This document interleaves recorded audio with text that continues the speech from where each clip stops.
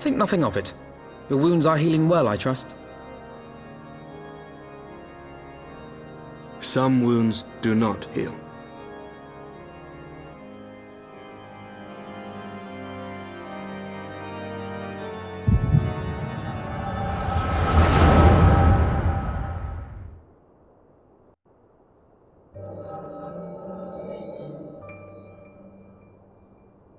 The Founding. The Scriptures, 1,000 years of lies, all to deceive the common man. Nay, our own brothers and sisters. For the blood of the Knights 12 flows within all our veins. You knew this to be true.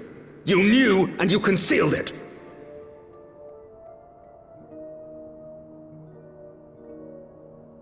I should be interested to hear how you came by this knowledge.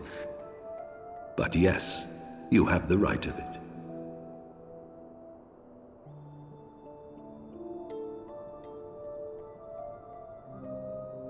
The architects of Ishgard, King Thordan and his Knights 12, entrapped and butchered the great worm, Ratatoskr, that they might partake of her eyes and thereby transcend their mortal limits. Upon learning of their treachery, Nidhogg was consumed with a murderous and justified rage. I dare say you know what followed. The great worm slew the king and half of his knights. Aye, but Nidhogg was subdued, and his eyes plucked from their sockets by the knights that remained. Their one mistake was to show mercy, for from his brother Hreysvelgr did Nidhogg receive a new eye, thus rejuvenating his form and empowering him to embark upon an eternal quest for vengeance.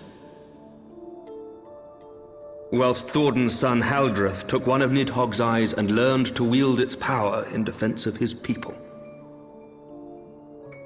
Thus was the first Azure Dragoon born, and ever since that time, his honored successors have risen to drive Nidhogg from our lands whenever the worm has returned to plague us.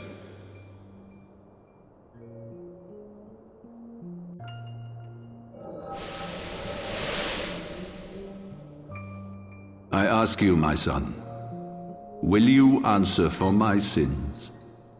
Will your son and his son answer for me as well? What do you mean? If a man cannot atone for his sins in the course of his all too fleeting life, must his progeny then be held to account? Must every subsequent generation be judged as well?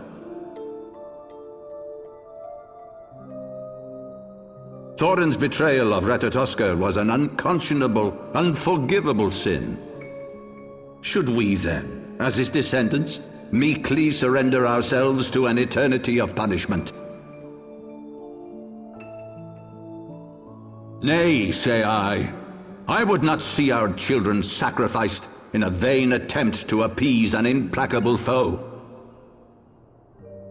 Dragons are not like us, my son. To they who live forever, the wrongs of antiquity are as those of yesterday. No reparations shall ever suffice. This fact alone should serve as ample justification for our actions. Yet some refuse to see it as such. For men like you, who yearn to commit themselves to a nobler cause, a more compelling narrative is required. This is your solution. This is how you protect our people. You have given us a lost cause, a death sentence. With your compelling narrative, you but doom our countrymen to give their lives for a lie. And they do so gladly. Highborn and lowborn alike are proud to serve, to fight and die for their country.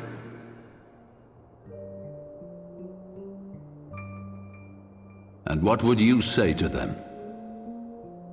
What would you tell the wives who have lost their husbands? The mothers who have lost their sons? That their loved ones died for naught?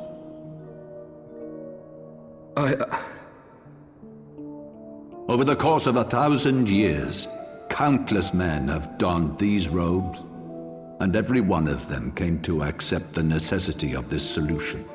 Once, I hoped you might come to accept it as well.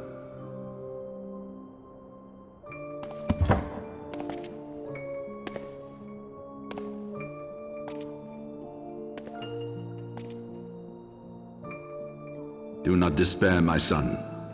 Soon I shall free us from the sins of antiquity, and bring about the change you so fervently desire.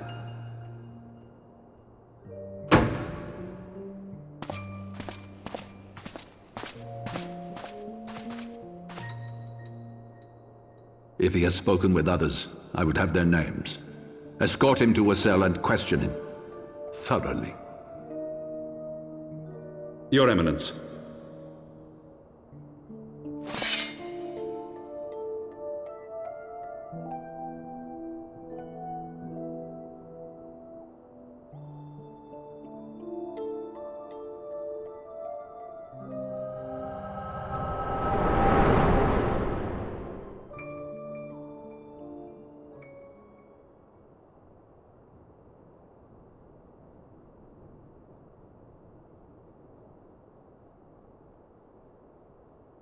You saw something, did you not? A vision of the past?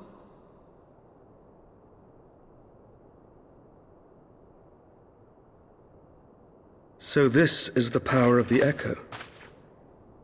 Would that it had shown you a finer moment from my past. 'Twas an exercise in futility, as you saw. Faced with the firmity of his conviction and his many ready rejoinders, my words deserted me. To be frank, I am embarrassed to recall it.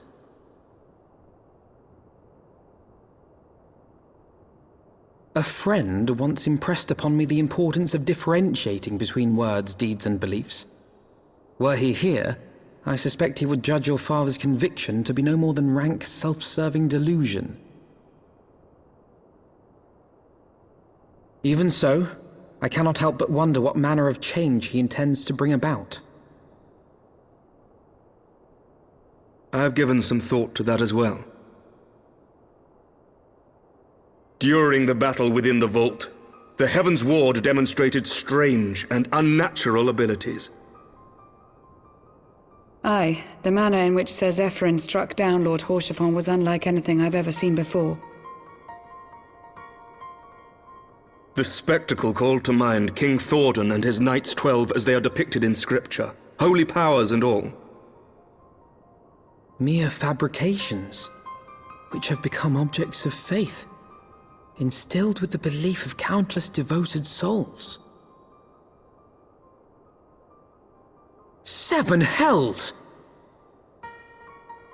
If Lady Iceheart can use her own body as a vessel for summoning, I see no reason why others could not. Are the Heavensward truly so reckless? Unbelievable! As they fled, my father spoke of Aziz La. Though I know not what he intends, I fear no good shall come of it. His ambitions are too great, and his minions too powerful. We must find the Heavensward and stop my father before it is too late.